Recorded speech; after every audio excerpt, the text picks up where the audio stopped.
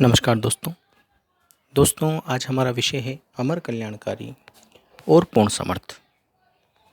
अमर कल्याणकारी और पूर्ण समर्थ ये सत्य के गुण हैं, परमात्मा के गुण हैं। अमर कल्याणकारी का मतलब होता है जिससे सदा ही कल्याण हो, कभी किसी का बुरा ना हो। जो सत्य की शरण में आ जाता है उसका कभी बुरा नहीं होता, उसकी दुर्गति नहीं होती, वह पथ भ्रष्ट नहीं होता।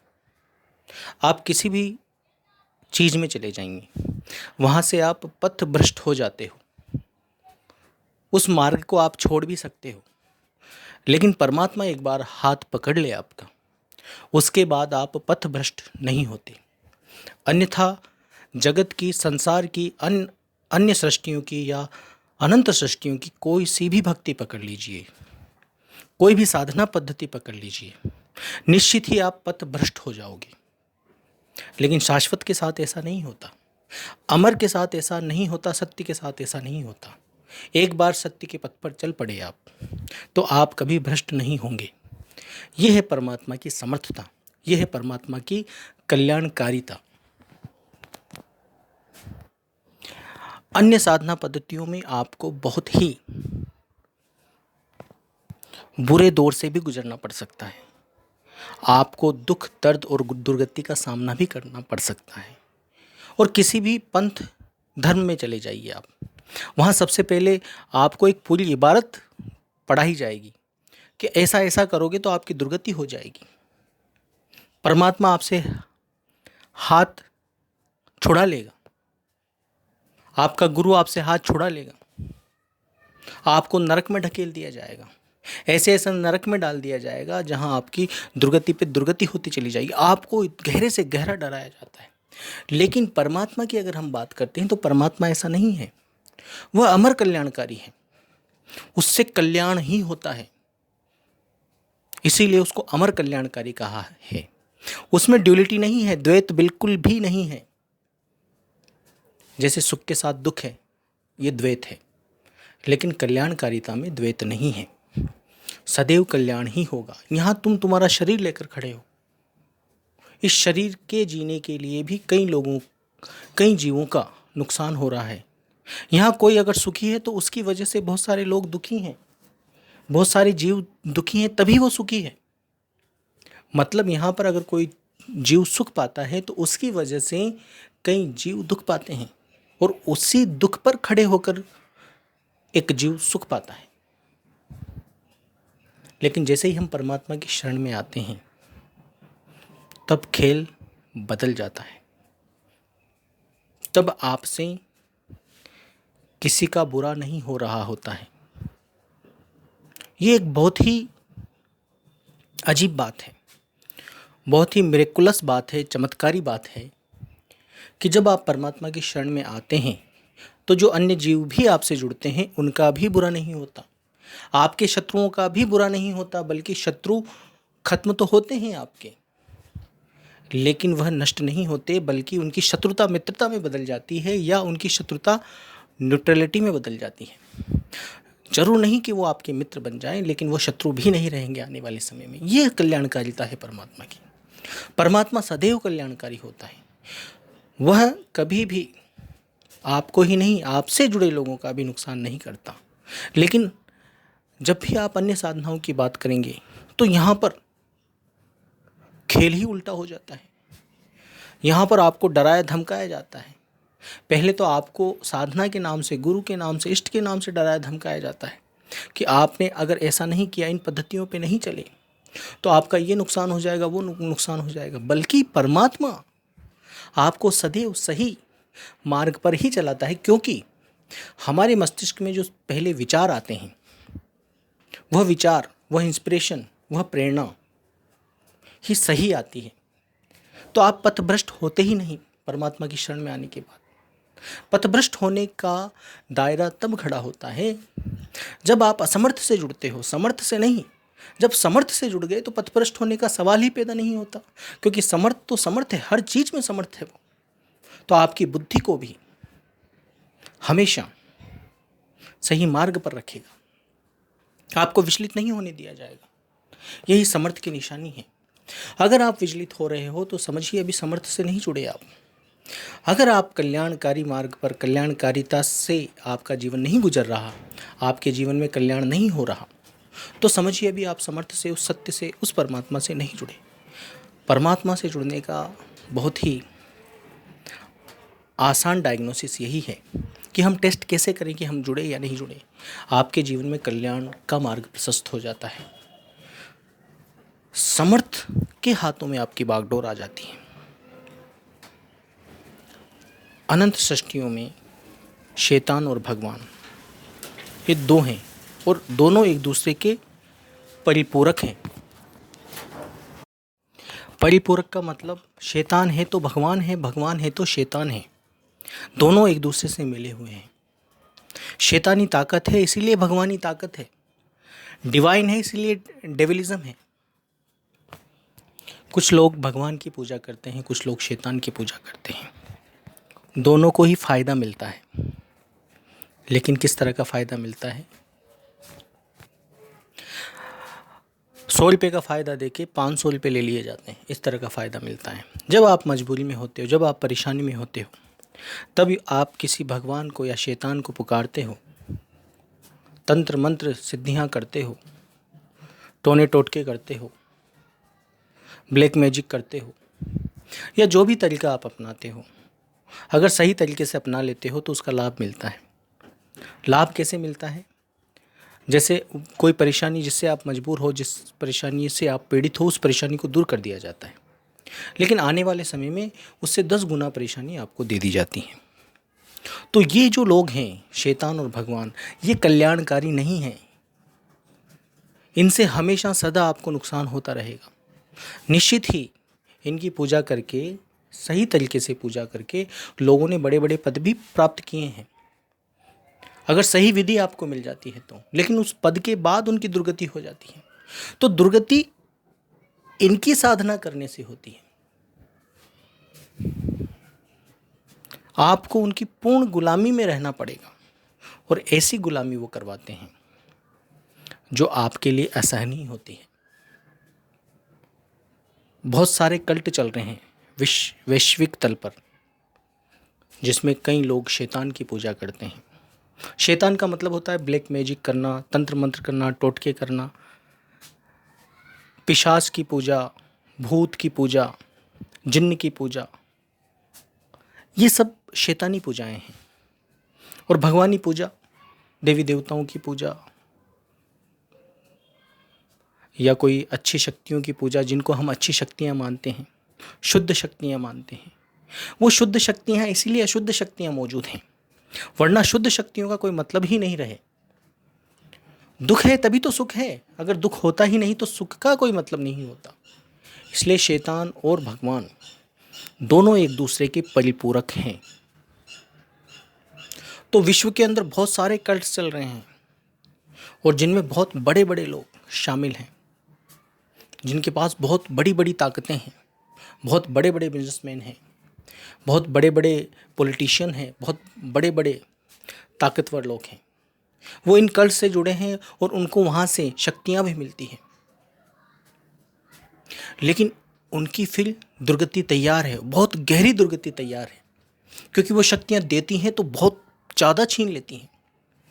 ये शक्तियाँ कल्याणकारी नहीं हैं। इन शक्तियों से सदा बचना चाहिए।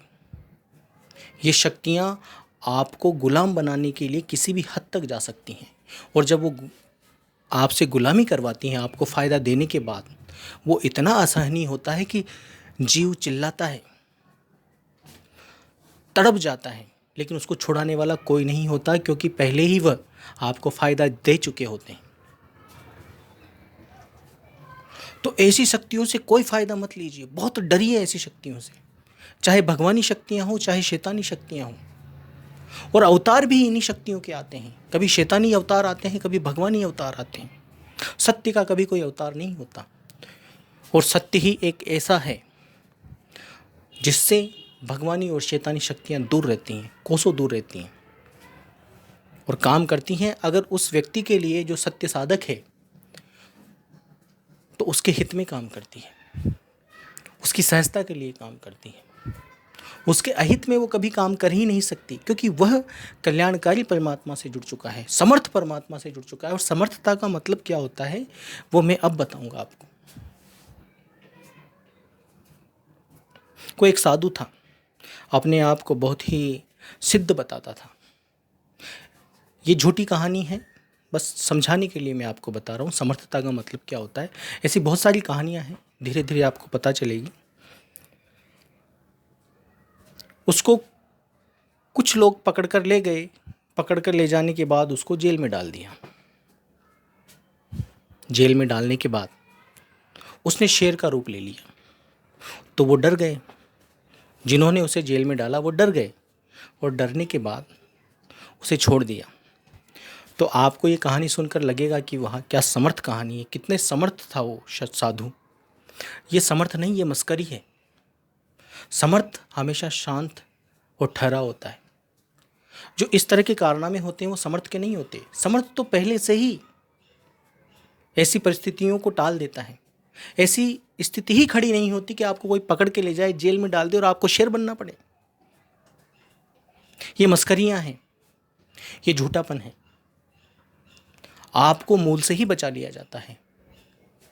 समर्थ वो है जो आपको मूल से ही बचा ले, शुरू में ही बचा ले, उस पेड़ को ही खड़ा न होने दे जिससे आपको परेशानी आगे चलकर आए।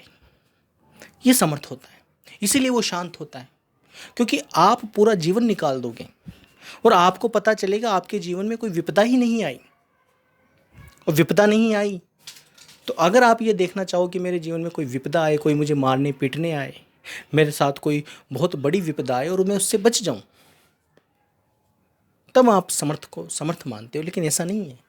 समर्थ तो आपको उन विपदाओं के बीच ही स्फुरित नहीं होने देता आपके जीवन में, तो आपका पूरा जीवन ही सहज निकलता है। लेकिन शैतानी ताकतें और भगवानी ताकतें थोड़ा उल्टा काम करती हैं। आपके माइंड के अंदर ऐसे ऐसे इंस्पिरेशन आते हैं, ऐसी ऐसी प्रेरणाएं भरती हैं कि आपसे उल्टे सीधे कार्य करवाती हैं। और जब आप उल्टे सीधे कार्य करते हो तब आप पर विपदाएं आती हैं। और जब बहुत ज़्यादा विपदाएं आती हैं तब ये एक या दो विपदा से चमत्कारिक रूप से आपको निकाल लेते हैं। आपको लगता है अरे मैं तो विपदा से बच गया, देखो मेरे परमात्मा ने क्या क्या किया, मेरे इष्ट ने क्या किया, मेरे भगवान ने क्या किया। और फिर विपदाओं पर विपदाएं आती रहती हैं। आपके जीवन में विपदाओं से भर दिया जाता है और एक दो विपदाओं में बचा लिया जाता है, ये कहकर, ये दिमाग में यह प्रेरणा डालकर कि देखो बचा लिया। ताकि एक विपदा में बचा लिया जाए तो आपको 50 विपदाओं के लिए तैयार कर दिया जाए और 50 विपदा झेल झेल कर आप परेशान हो जाओ। समर्थ की शरण लेनी होगी, और समर्थ की शरण जीव जल्दी से नहीं ले पाता, क्योंकि इतने सारे आवरण हैं संसार में कि वो समर्थ की शरण ले कैसे, कल्याणकारी की शरण ले कैसे। एक शैतानी बाइबिल है जिसको कोडेक्स गिगास कहते हैं। इसकी कहानी में पढ़ रहा था तो मुझे पता चला कि कोई व्यक्ति था जिसको इस शर्त पर छोड़ना था कि या तो ये तू पुस्तक लिख दे एक रात में, या फिर दूसरे दिन तुझे सूली पे चढ़ा दिया जाएगा, तुझे मार दिया जाएगा। अब 400-500 पेज की पुस्तक को कोई व्यक्ति कैसे एक रात में लिख सकता है? कोई नहीं लिख सकता। तो उसका तय था सूली पर चढ़ना। लेकिन वो चर्च का पादरी था। चर्च का पादरी था, उसने खूब सारी प्रार्थनाएं की थी, लेकिन उसकी कोई प्रार्थना सुनी नहीं गई थी। तो उसने शैतान से प्रार्थना कर दी कि चलो, क्योंकि इनको शैतान का भी पता होता है, जो चर्च के पादरी होते हैं या कोई भी किसी भी धर्म से जुड़ा होता है, तो उसको काली शक्तियाँ और अच्छी शक्तियाँ दोनों के बारे में पता होता है। और जो बुरी शक्तियाँ होती हैं वो जल्दी एक्टिवेट हो जाती हैं। तो उसने शैतान से प्रार्थना कर दी कि मैं हमेशा तेरा गुलाम रहूँगा यदि ये पुस्तक तूने लिखने में मेरी मदद कर दी इस रात को। तो सचमुच ऐसा ही हुआ। उसकी प्रार्थना सुनी गई और शैतान ने हाजिर होकर उसकी पुस्तक लिखने का उसको आश्वासन दिया, और रात में पूरी 500-600 जितने भी पेजेस हैं वो पुस्तक लिख दी गई। और दूसरे दिन उसकी जान बच गई। अब यहाँ पर मैं जो चीज़ बताने जा रहा हूँ वो बहुत इम्पोर्टेंट चीज़ है। वो चीज़ ये है कि वो इतने दिनों से भगवानी शक्ति मतलब डिवाइन पावर का उपासक रहा था, तो उसको हाथ फैलाना पड़ा किसके सामने? शैतान के सामने, क्योंकि वह डिवाइन शक्ति बहुत कम उसकी सुना करती थी। इस तरह से पथ भ्रष्ट किया जाता है। डिवाइन शक्तियां जानबूझकर पथ भ्रष्ट करती हैं, आपको धकेलती हैं शैतान की तरफ। इनका आपसी गठबंधन है कि इतने जीव मेरे पाले में आने चाहिए, और फिर शैतान कुछ जीव डिवाइन शक्तियों के पाले में भेजता है। जैसे पक्ष विपक्ष के बीच में एक आंतरिक गठबंधन होता है। सारे देशों में नहीं होता, लेकिन बहुत से देशों में होता है। ऐसे ही शैतान और भगवान में एक आंतरिक गठबंधन है, और यह जीवों के साधकों को एक दूसरे के पाले में डालते रहते हैं। और यह जो साइकिल है एक दूसरे के पाले में डालने की, वो अनंत युगों से चली आ रही है। अब उस पादरी को पुस्तक तो लिख दी उसने, अब उसकी दुर्गति का सही समय उदय हो गया था।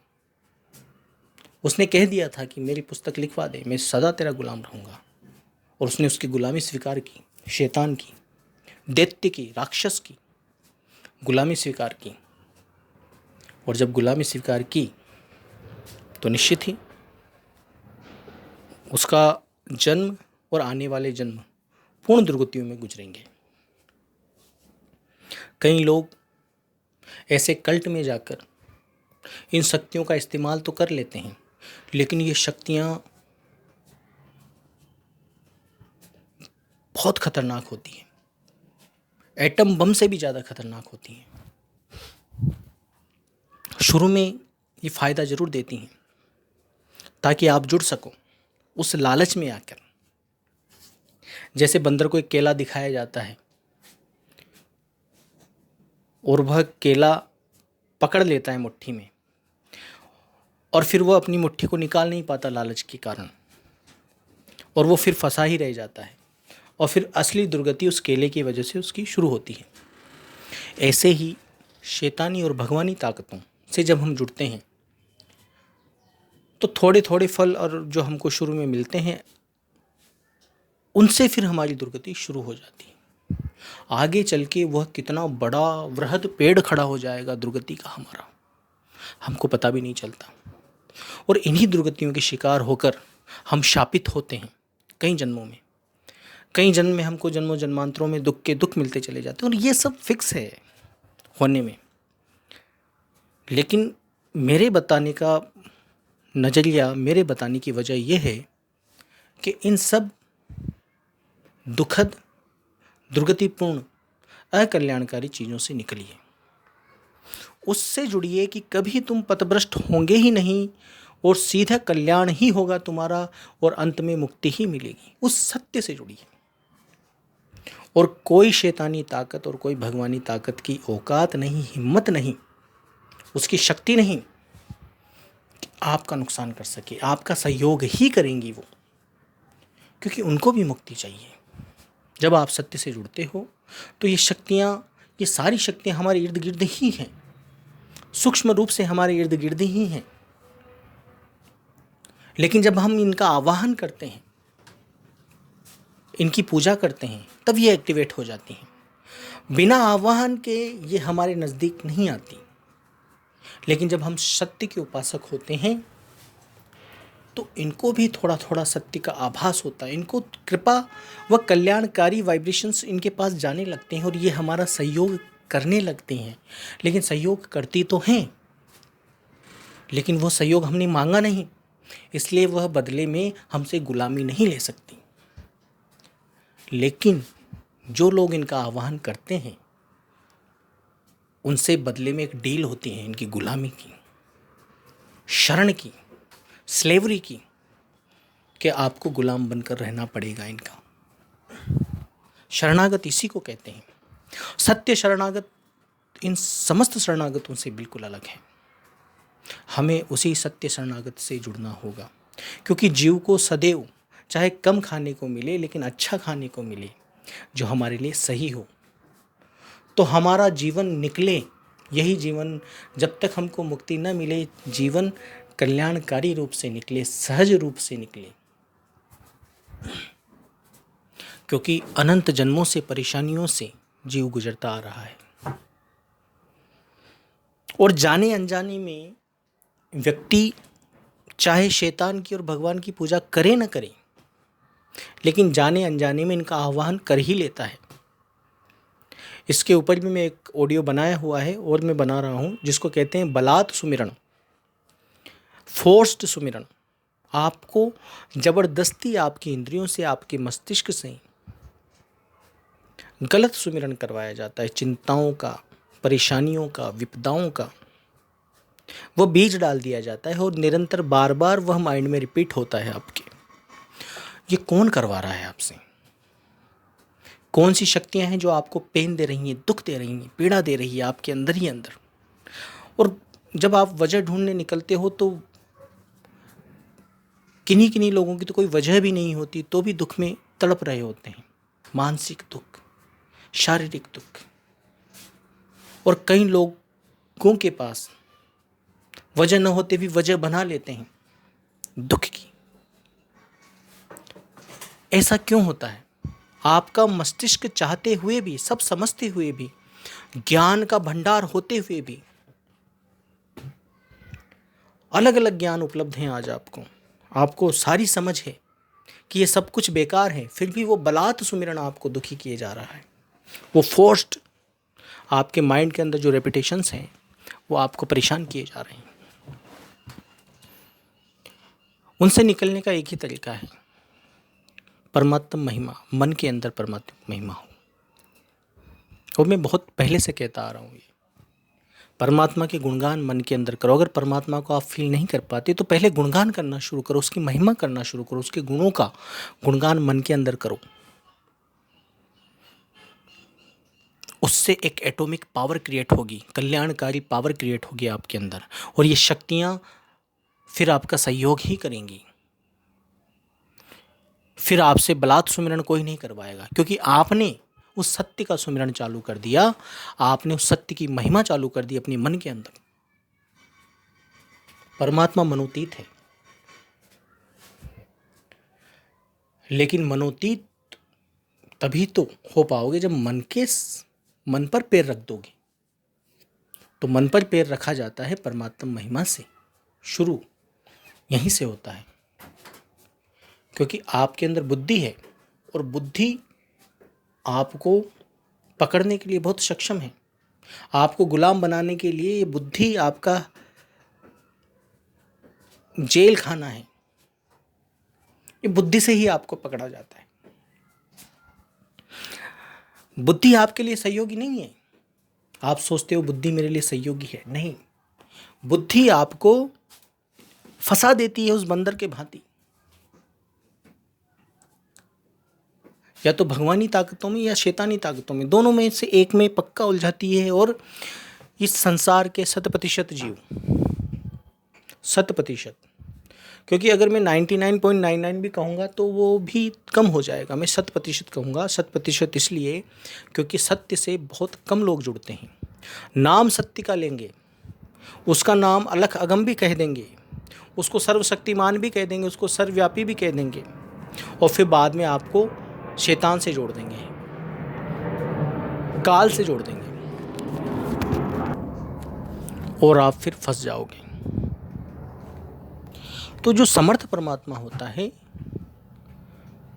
वह ऐसी परेशानियां खड़ी ही नहीं होने देता कि आपके पास कोई विपदा आए, आपके साथ ऐसी परिस्थिति खड़ी हो कि आपको शैतान से या भगवान से विनती करनी पड़े, जैसे उस पादरी के साथ खड़ी हो गई। फिर उसने एक शैतानी बाइबल लिखी, और शैतानी बाइबल के अंदर फिर तंत्र मंत्र टोटके और विभिन्न तरीक़ों की साधनाएं हैं जिनसे आप भूत पिशाच जिन्न जिन्नात को बुलाते हो, डार्क पावर्स को बुलाते हो, जिनसे आपका काम सधे। और कईयों के काम सधे भी हैं उनसे, उन शक्तियों से, लेकिन वो शक्तियाँ बहुत ही दुर्दांत शक्तियाँ होती हैं, और उनकी साधना पद्धतियाँ भी बहुत बेकार होती हैं। उसी से पता चलता है कि इनकी शुरुआत ही इतनी बेकार है, तो इनका अंत कितना बेकार होगा। और यही पटकथा डिवाइन शक्तियों में, जो शुद्ध शक्तियाँ लोग कहते हैं, उनमें भी ऐसा ही होता है। जैसे अगर क्रिश्चियन की बात करें तो वो जीसस के लिए ऐसा कहते हैं कि जीसस अच्छी ताकत है, भगवानी ताकत है, भगवान है जीसस। और जो लूसीफर है, जो शैतान है, वो भगवान से फॉलन एंजल है, भगवान से ही पैदा हुआ पुत्र है, जो कि अपनी गुणों से गिर गया।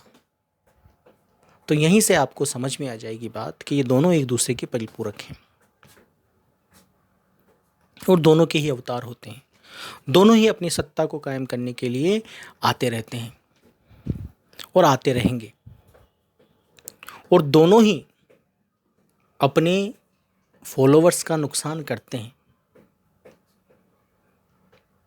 जीसस आए तो भी उनके फॉलोवर्स की कोई खास सुरक्षा नहीं हुई, खुद जीसस की नहीं हुई। और अब कहते हैं कि शैतान का अवतार आएगा। तो जो शैतान के जितने भी उपासक हैं, जो अपने आप को समझते हैं कि हमारा शैतान जो लूसीफर जो भी अवतार आएगा वो हमारी रक्षा करेगा, ऐसा नहीं है। उस लूसीफर की भी दुर्गति होगी आने पर, और उनके जो फॉलोवर्स हैं उनकी भी दुर्गति हो जाएगी। राम और रावण, जब युद्ध होता है राम और रावण के बीच में, तो दोनों के फॉलोवर्स मारे जाते हैं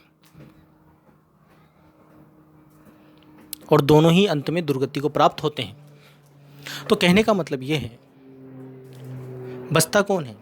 बचता सदा से सत्य साधक ही बचा है। सत्य साधक ही परम सुरक्षित है। सदा से, आज की ही बात नहीं है, अनंत युगों से, अनंत सृष्टियों में, अनंत कोलाहल के बीच, अनंत कहर के बीच सत्य साधक ही बचा रहेगा और बचा रहा है। पंथ हो, धर्म हो, कोई कल्ट हो, ये सब शैतानी और भगवानी शक्तियों के ही बनाए गए पाखंड हैं।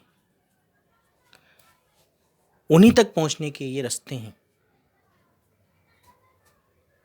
इन्होंने अपनी शक्तियों को फैला रखा है, लेकिन इनकी शक्तियां वहां जाकर निष्क्रिय हो जाती हैं जहां पर सत्य की साधना होती है। यह है समर्थ का कमाल।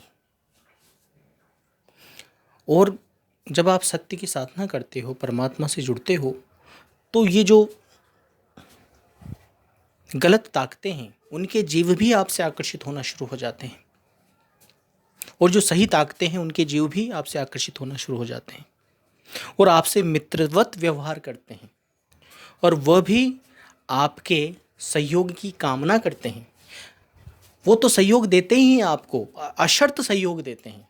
वो कोई शर्त नहीं रखते आपसे, वो प्रेम पूर्वक सहयोग देते हैं आपको। शैतानी शक्तियाँ और भगवानी शक्तियाँ दोनों प्रेम पूर्वक आपको सहयोग देती हैं और आपसे सत्य के सहयोग की कामना करती हैं। देखो कितने कमाल की बात है। इसीलिए मैं कहता हूँ सत्य सदा कल्याणकारी होता है।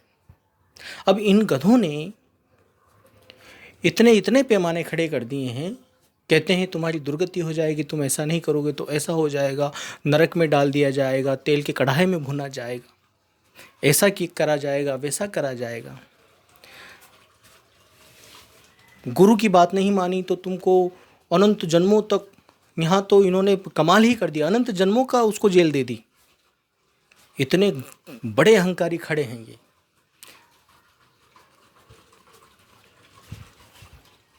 ये लोग सदा अकल्याणकारी रहे हैं। अमर कल्याणकारी का कोई द्वैत नहीं होता। अमर कल्याणकारी मतलब अमर कल्याणकारी, सदैव आपका कल्याण ही होता रहे और अंत में आपको मुक्ति मिले, और पथ भ्रष्टता का तो सवाल ही खड़ा नहीं होता। इतनी निश्चिंतता है परमात्मा के दरबार में, परमात्मा की शरण में इतनी निश्चिंतता है। कहीं कहते हैं कि कहीं मैं इस मार्ग से भ्रष्ट तो नहीं हो जाऊंगा, इस परमात्मा की साधना पर चल पड़ा हूँ, मिटने की साधना पर चल पड़ा हूँ, कहीं मैं भ्रष्ट तो नहीं हो जाऊंगा। अरे बिल्कुल भ्रष्ट हो ही नहीं सकते। दुनिया का कोई ज्ञान ऐसा है ही नहीं जब अगर आपको परमात्मा सत्य ज्ञान से आप जुड़ गए, जो कि ज्ञानातीत है, उससे जुड़ गए, तो दुनिया का कोई ज्ञान है ही नहीं जो आपको हिला सके।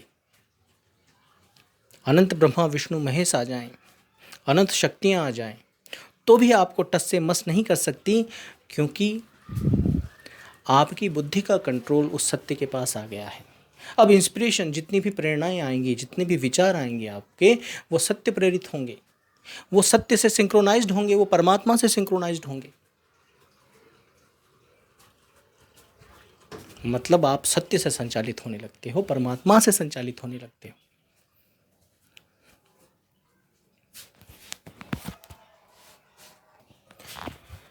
वो परमात्मा पूर्ण समर्थ है। अब समर्थता का तो व्याख्यान किया जाए तो किया ही नहीं जा सकता। जब आप समर्थ से जुड़ते हैं तो वह आपको सारे सुख उपलब्ध करवाता है, सारे सुख। अब कोई कहेगा ऐसे कैसे संभव है? अनंत जन्मों में जितनी भी तृष्णाएं आपने पाल रखी हैं, सारी तृष्णाओं को वह मिटाता है। उसके बारे में मैं आगे बताऊंगा कैसे मिटाता है। और इसी जन्म में लगभग 99% तृष्णाएं मिटा देता है, और किसी की 100% तृष्णाएं मिटाकर उसको मुक्त कर देता है।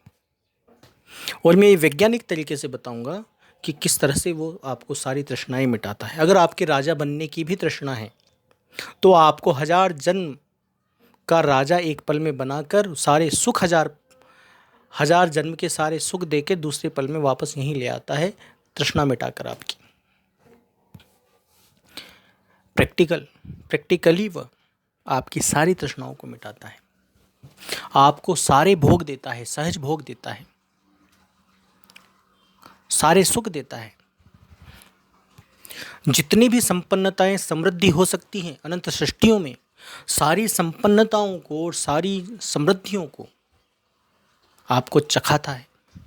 क्योंकि जब तक आप ये रसपान नहीं करोगे, तब तक आप मुक्त नहीं हो सकते। और ये समर्थता केवल सत्य की है, उस समर्थ की है, उस सर्वव्यापी की है। हमने बड़े बड़े अवतारों के नाम सुने हैं, जिन्होंने धर्म की रक्षा के लिए बड़े बड़े युद्ध से युद्ध करवा दिए। कई लोगों की मौतें हो गई, और उसके बाद राज्य भी मिले, तो भी दुखद मिले। तो कहने का तात्पर्य ये समर्थताएं नहीं है। समर्थता तो वो है कि जिस परेशानी से आप जूझ रहे हो, वह बिना किसी हिंसा के ठीक हो जाए। इतनी बड़ी हिंसा करने की जरूरत ही ना पड़े, इतने बड़े धर्म के नाम पर युद्ध खड़े करने की जरूरत ही नहीं पड़े। वह है समर्थता। और बहुत जल्दी हो जाए। परमात्मा के घर देर है ही नहीं, तुरंत हो जाए, समाधान तुरंत हो जाए। इतनी बड़ी हिंसा की जरूरत ना पड़े, इतने बड़े युद्धों की जरूरत ना पड़े, इतनी बड़ी कलह की जरूरत ना पड़े। वह है समर्थता। लेकिन सच में हमने समर्थ के नाम पर असमर्थ लोगों को पूजा है।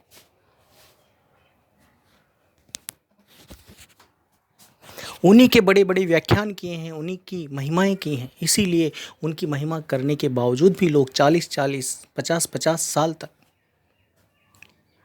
20-20 साल तक इनकी महिमाएं करते रहे, फिर भी उनके दुख दर्द दूर नहीं हुए, उनके कल्याण की ओर वो अग्रसर नहीं हुए, वह पथभ्रष्टता से नहीं बच पा रहे।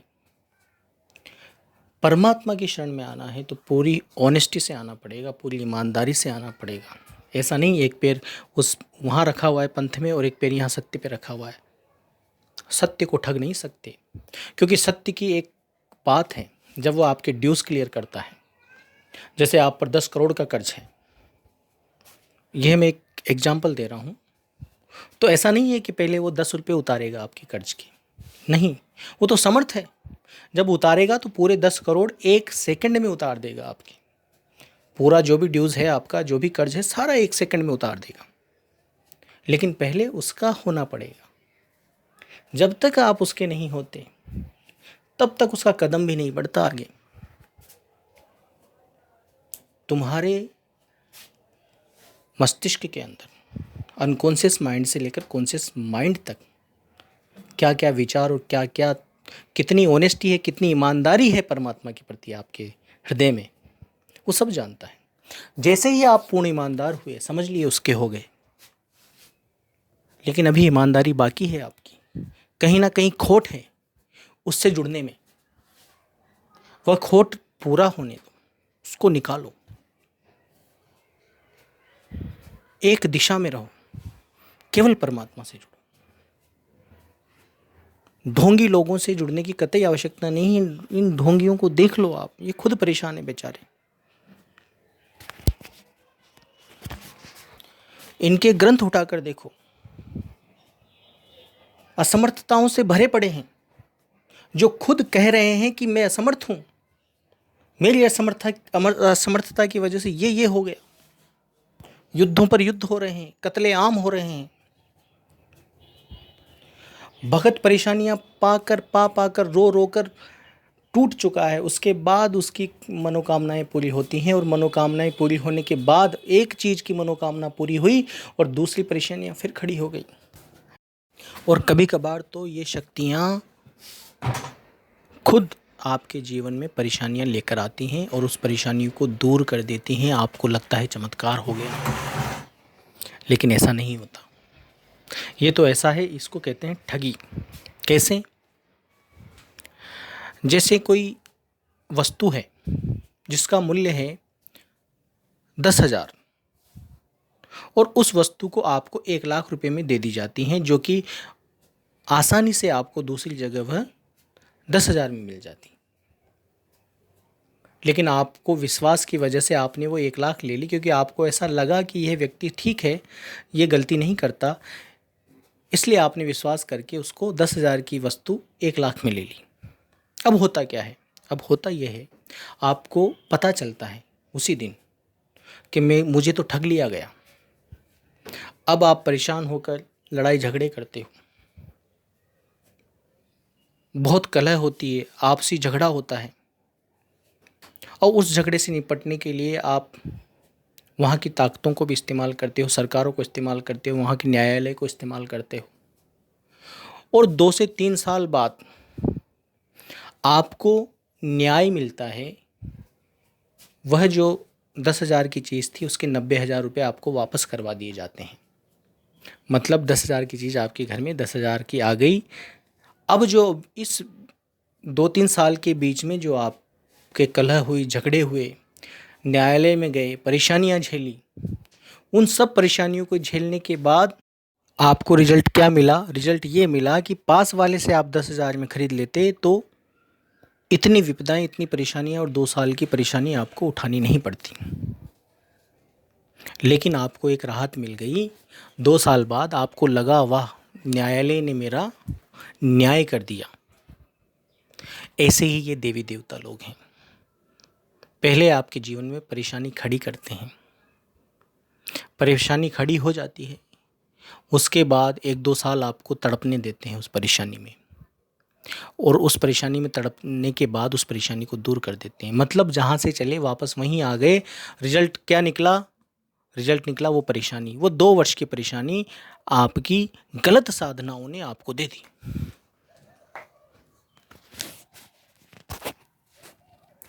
तो ये कल्याणकारी भी नहीं है, ना ही ये समर्थ है। समर्थ अनंत समय पहले से ही आपकी बाड़ी बना देता है, सुरक्षा चक्र बना देता है।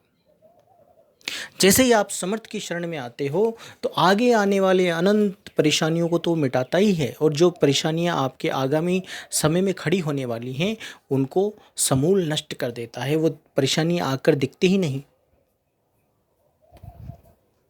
और आपका जीवन इस तरह से सहजमय जीवन हो जाता है। और सहजमय जीवन हो जाने का मतलब कल्याणकारी जीवन हो गया आपका। इसी वजह से सत्य से जुड़ने के बाद कोई भी पथभ्रष्ट नहीं होता, लेकिन पहले ईमानदारी से जुड़ना पड़ेगा, पूरी ऑनेस्टी के साथ। ऑनेस्टी में कमी है तो समझो अभी आप जुड़े नहीं, और जब जुड़ गए तो फिर हट नहीं सकते, कल्याण ही होगा। फिर आपकी नहीं चलेगी, फिर परमात्मा की चलेगी। फिर आप अपने आप से संचालित नहीं रहोगे, परमात्मा से संचालित हो जाओगे। ऐसे ही हमारी सरकारें करती हैं, कुछ चीज़ों के दाम बढ़ा देती हैं, फिर घटा देती हैं, तो जनता खुश हो जाती है, अरे वाह दाम घट गए। अरे दाम बढ़ाकर घटाएं, जहाँ खड़े थे वहीं आ गए तुम, तो सरकार ने कोई एहसान नहीं किया है तुम्हारे ऊपर। ऐसे ही ये जो सरकारें हैं, ये ताकतों की सरकारें हैं, शैतानी सरकारें, भगवानी सरकारें, ये भी ऐसा ही कर रही हैं। कभी हर धरा पर, हर मंडल पर, हर लोक पर कभी शैतान हावी होता है, मतलब कभी वहाँ बुरी शक्तियाँ हावी होती है, कभी अच्छी शक्तियाँ हावी होती हैं। तो शैतान और भगवान एक दूसरे के परिपूरक हैं, और ये दोनों ही कल्याणकारी नहीं हैं, और ये दोनों ही समृद्ध नहीं हैं। तो ना तो भगवान की शरण में जाओ। भगवान का मतलब जिनको तुम अच्छी शक्तियाँ मानते हो, चाहे देवी देवता कहो, चाहे अल्लाह कहो, चाहे गॉड कहो, चाहे जीसस कहो, जो भी नाम आपने इन शक्तियों को दे रखे हैं, अच्छी शक्तियों को, वह भी आपका कल्याण नहीं करती, और शैतानी शक्तियाँ तो कहाँ से कल्याण करेंगी। यह सब आपको यूटिलाइज करने के लिए है, यह सब एक चक्र है, यह सब एक हिरेरकी है, राज चलने की। यह लोग आप पर राज कर रहे हैं, ये शक्तियाँ आप पर राज कर रही हैं और आपको यूटिलाइज कर रही हैं, और इन पदों तक, इन शक्तियों तक कई बार आप भी पहुँचे हो, और आपने भी जीवों को प्रताड़ित किया है इसी तरह से। यह एक चक्र है, चलता रहेगा। इस चक्र से निकलने के लिए हमें सत्य से जुड़ना पड़ेगा, क्योंकि सत्य फिर सबसे परे है। वो निर्लेप शक्ति है जो कल्याणकारी हो सकती हैं, लेपित शक्तियाँ कभी कल्याणकारी नहीं हो सकती हैं। और जिन भी शक्तियों से आप जुड़ रहे हो, वह सब लेपित शक्तियाँ हैं, जिनको मन जान सके, पहचान सके, आभास कर सके, वह सारी शक्तियाँ लेपित शक्तियाँ हैं। क्योंकि हम सब लेप तत्व हैं, और लेप तत्व को ही पहचान सकता है, निर्लेप को कभी नहीं पहचान सकता। जैसे ही निर्लेप के सम्मुख होता है लेप तत्व, वह मिट जाता है, तो निर्लेप को पहचाना कहाँ। तभी वह मनोतीत हो पाता है, तभी वह इंद्रियातीत हो पाता है। इंद्रियातीत की बड़ी बड़ी बातें करते हैं लोग, लेकिन इस स्थूल शरीर के बाहर चले जाना इंद्रियातीत नहीं होता। आप अपने ध्यान को आकाश में ले जाओ, अपने ध्यान को शरीर के अंदर ले जाओ, अपने ध्यान को सूक्ष्म तत्वों पर ले जाओ, अपने ध्यान को सूक्ष्म शरीर पर ले जाओ, तो आप कह दोगे कि आप विदेही हो गए। अरे नहीं, इसे विदेही होना नहीं कहते, इसे इंद्रियातीत होना नहीं कहते, इसे अतीन्द्रिय होना नहीं कहते। अतीन्द्रिय होने के लिए आपको निर्लेप होना पड़ेगा। जिन तत्वों से आपका समागम ही ना हो सके, जिस तत्व से, जिस नितत्व से आपका समागम ही ना हो सके, उस तत्व से जुड़ना पड़ेगा, तब जाकर आप अतीन्द्रिय हो पाओगे। क्योंकि इंद्रियां तो हर तत्व की होती हैं, बस उनकी परिभाषाएं और उनके गुण बदल जाते हैं, उनकी कैपेसिटीज़ बदल जाती हैं, उनकी शक्तियाँ बदल जाती हैं, लेकिन होती इंद्रियां ही हैं। बस सूक्ष्म शरीर में सूक्ष्म इंद्रियां होती है, और स्थूल शरीर में स्थूल इंद्रियां होती है। तो इंद्रियातीत होना बिना समर्थ की शरण के संभव नहीं है। समर्थ की शरण लेनी पड़ेगी, और समर्थ शांत और ठहरा होता है। और शांत और ठहरा क्यों होता है? क्योंकि उसको कलहबाजी नहीं करनी है, वो सारे काम शांति से ही कर देता है। उसको फुहड़पन, दिखावा, समर्थ को जरूरत ही नहीं फुहड़पन और दिखावे की। फुहड़पन और दिखावे की जरूरत उनको पड़ती है जिनके पास सीमित शक्तियां हैं। तो वो 1000 समस्याओं में से एक समस्या को दूर करते हैं, लेकिन दिखावे के साथ दूर करते हैं। जैसे कि 100 लोग मर गए, उसमें से एक को जीवित कर दिया, बाकी को जीवित नहीं किया, लेकिन एक को भी जीवित किया तो दिखावे के साथ जीवित किया, ताकि लोगों में वाह वाह हो जाए, एक्सपोजर मिले। वो लिमिटेड शक्तियों, जिनके पास सीमित शक्तियां हैं, उनके साथ होता है। समर्थ को इन सब चीज़ों की जरूरत नहीं है। समर्थ तो नींव से आपकी परेशानी को काटता है। जब उससे जुड़ते हो, न किसी हिंसा की जरूरत, न किसी कलह की जरूरत, सदा ही कल्याणमय जीवन गुजरता है। और ऐसा कल्याणमय मार्ग मिलता है जहाँ निश्चिंतता होती है, अमर निश्चिंतता होती है, अमर अमरत्व होता है। महासागर होता है, शांति का, ठहराव का महासागर होता है। अब ऐसे ठहरे महासागर से न जुड़कर आप कपोल कल्पित असमर्थ शक्तियों से जुड़ते हो। हर बार सृष्टि में कुछ बदलाव आते हैं और वो सारे बदलाव के बहुत गहरे दुष्परिणाम होते हैं, और अभी हमारी धरती उन बदलावों की ओर है, और जीव ऐसी दशा में है अभी कि कुछ जीव तो भागेंगे भगवानी शक्तियों की तरफ और कुछ जीव शैतानी शक्तियों की तरफ भागेंगे, और दुर्गति दोनों की तय है। दोनों ही ये समझेंगे कि हम शैतान की तरफ भागेंगे, शैतानी शक्तियों की तरफ भागेंगे तो हम बच जाएंगे, और आधे जीव ये सोचेंगे कि हम भगवानी शक्तियों की तरफ भागेंगे तो हम बच जाएंगे। दोनों ही मारे जाएंगे, दोनों ही पीड़ित होंगे, क्योंकि ये शक्तियाँ तो कभी आती हैं, कभी जाती हैं, कभी आपका सहयोग करती हैं, कभी नहीं करती हैं। आप सारे धर्मों को उठा के देखिए, सारे धर्मों के लोगों की दुर्गति हुई पड़ी है। सब धर्मों को कुचला गया है, कई कई बार इनको शोषित किया गया है, और कई धर्म का उदय हुआ है, उन्होंने शासन भी किया है। लेकिन ऐसा नहीं है कि जिन धर्मों ने शासन किया उनकी दुर्गति नहीं, उनको पीड़ा नहीं दी, उनको मारा काटा नहीं। सारे धर्मों को दुर्गति झेलनी पड़ी है। कहाँ गए थे जब उनकी दुर्गति हो रही थी उनके भगवान? जब उनको मारा पीटा जा रहा था, जब उनका शोषण किया जा रहा था, तब उनके भगवान थे कहाँ? असल में पुकार ही गलत जगह लगाई तो कौन आएगा? इनके पास लिमिटेड शक्तियाँ होती हैं, इसलिए ये लिमिटेड टाइम पीरियड में आती हैं। डरते हैं कि अभी चले गए तो परेशान हो जाएंगे, तो इनके मन मुताबिक जब सारी शक्तियाँ होती हैं तब इनको लगता है कि हम आएंगे तो हम भी सुरक्षित रहेंगे। इनको खुद की सुरक्षा का डर है, इसीलिए एक ये समय विशेष चुनते हैं और समय विशेष पर आते हैं और अपने फॉलोअर्स की और खुद की भी दुर्गति करा के चले जाते हैं। इनको पता तो है आएंगे तो खुद की भी दुर्गति होनी है और फॉलोअर्स की तो दुर्गति होनी ही है, बस कुछ फॉलोअर्स बच जाते हैं क्योंकि उनके प्रारब्ध का फिक्सेशन ही ऐसा होता है। बाकी 99% मारे जाते हैं, परेशानियों में झोंक दिए जाते हैं, और यह दुष्परिणाम कुछ समय जब बदलाव की परिस्थितियां क्रिएट होती हैं तब ऐसा होता है। तो अब ये जो समय है धरती का 10-20 साल का, ये बहुत गहरे बदलावों को देखेगा। 10-20 सालों में इतने गहरे बदलाव देखने को मिलेंगे कि जीव हाहाकार करने लगेगा। लेकिन जो सत्य की शरण में होगा वो कैसे बचा लिया जाएगा, ये देखने लायक होगा।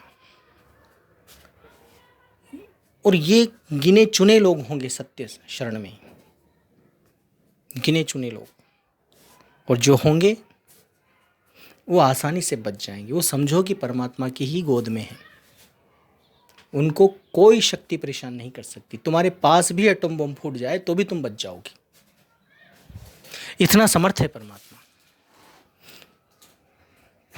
तो डरने की बात नहीं है। निश्चिंतता सत्य शरण से ही आती है, क्योंकि निश्चिंतता समर्थ से ही आ सकती है। असमर्थ से कैसे निश्चिंतता आएगी? आपको चिंता ही बनी रहेगी। तो समर्थ से जुड़ो और उसके परिणाम भी देखो, प्रैक्टिकल करके देखो, आपको पता चलेगा।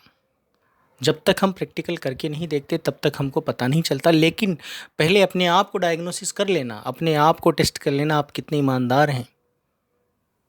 बिना ईमानदारी के कहीं भी नहीं जुड़ पाओगे, न तो शैतान से, न भगवान से, न सत्य से। परमात्मा से जुड़ना है, सत्य से जुड़ना है, उस अमर्त्य से जुड़ना है, अमर शांत से जुड़ना है, तो पूरी ईमानदारी के साथ जुड़ना पड़ेगा। फिर इसी से जुड़ना है। फिर सबको साइड में रखो, वो सब कचरा है फिर आपके लिए। फिर मार्ग खुलेगा आपका, फिर परमात्मा हाथ पकड़ेगा आपका, फिर समर्थ की समर्थता का आपको पता चलेगा। फिर आपकी मानसिकता में विराटता खुलेगी, आपको उस विराट का पता चलेगा। धन्यवाद।